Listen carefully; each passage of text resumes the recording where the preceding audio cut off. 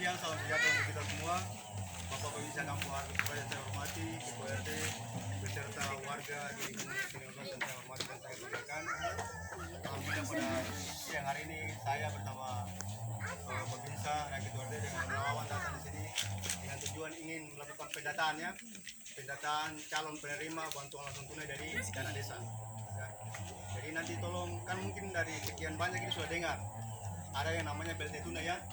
Jadi BLT tunai itu ada dua, ada yang melalui Kementerian Sosial melalui data terpadu Kementerian Sosial, ada yang dana desa bersumber dari, ada BLT tunai dari dana desa yang bersumber dari dana desa ya. Besarannya tuh sekitar 20 dan 30% dari total dari dana desa yang ada.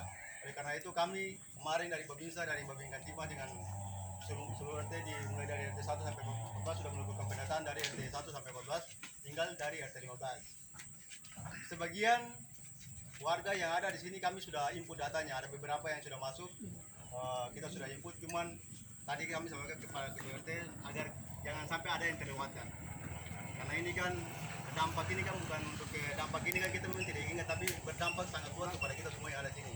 Terkait mungkin dari bapak-bapak yang punya hasil pertanian mungkin tidak laku di pasaran atau tidak ada yang beli, ini kan dampak-dampak dari adanya COVID-19 di wilayah itu.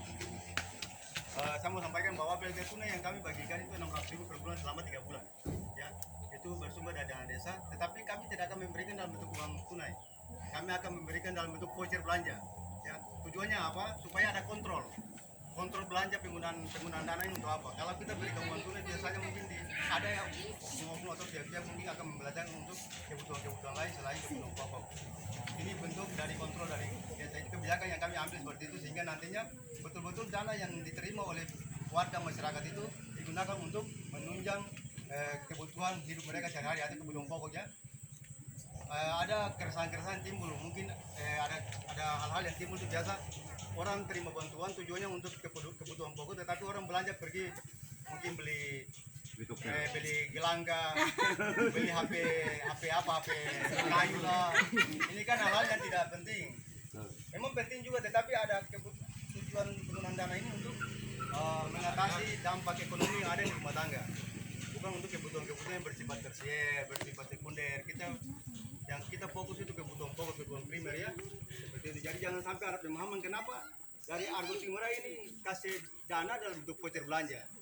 Nah, kemudian nanti ada pertanyaan lagi, voucher belanja kita mau belanja di mana? Kami sampaikan buat kita semua bahwa voucher belanja ini bisa ditukarkan di BUMDesnya Desa Argus Surabaya. Ada kita punya koperasi desa, ya.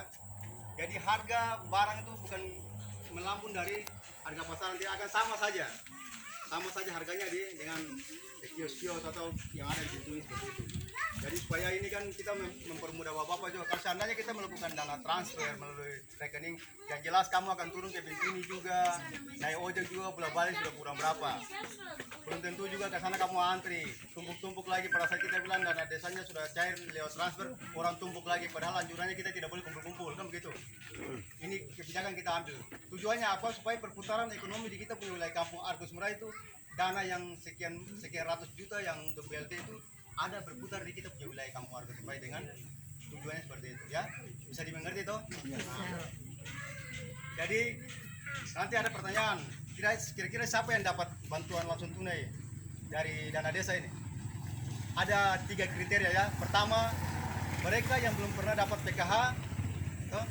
Yang belum pernah dapat PKH program Keluarga Harapan, dan mereka yang belum pernah mendapat bantuan pangan non tunai dari Kementerian Sosial yang melalui Dinas Sosial. Mungkin ada di antara bapak ibu, mungkin ada keluarga yang pernah terima itu kupon yang dari Bank Mandiri, kemudian pergi tukarkan ke kios yang sudah ada kerjasama dengan Dinas Sosial. Belum pernah. Maksud saya sampaikan, kalau ada seperti itu tidak termasuk. Yang kedua, mereka yang rumah tangga miskin. Rumah tangga miskin yang tidak sempat didata untuk di-cover oleh dana BPNT dan dana PKH. Kemudian yang ketiga, mereka yang di dalam keluarganya ada orang tua atau ada yang anggota keluarganya yang menderita sakit kronis, ada sakit menahun, mungkin paru-paru apakah, atau mungkin ada kelumpuhan kah, atau pokoknya penyakit yang harus sangat rawan dengan adanya dampak COVID-19 ini, seperti itu ya.